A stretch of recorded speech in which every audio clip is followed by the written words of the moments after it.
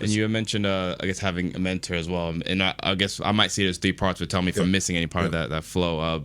Realizing you need a mentor, identifying one, and then getting them on board. What was that process like for you? Yeah, so I guess I've had different forms of mentors over the years. I've had actual mentoring programs, which I've been part of. So they've actually, companies have put together a program and actually found and paid you up with someone.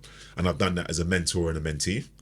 And I've also had the kind of unofficial mentor where someone senior just takes an interest in a liking to you and you then formalize that relationship. I think now that happens more that people come to me versus the other way around, but I've had that in the past as well. I think, again, it comes like most things, it's about relationships, right? I mean, there has to be some form of gel for it to really work. Usually you get to know that when you've interacted with someone a couple of times, or you kind of get to know if your styles are met, because ultimately what you don't want, and I say this as a mentor, as a mentee, is it for it to be like, I see it in my diary and I think, oh God, I'm speaking to so-and-so again.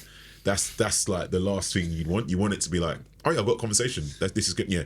So, yeah, even if someone is far more junior than I am, there's some conversations I really look forward to because actually they're really interesting to talk through, or their problems are really interesting, or they come to me with things which are really interesting.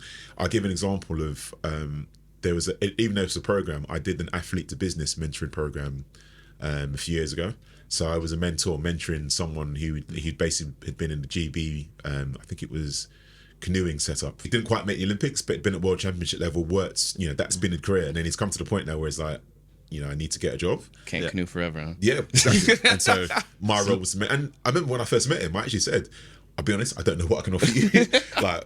But actually that's probably one of the most enjoyable mentoring experiences I've had.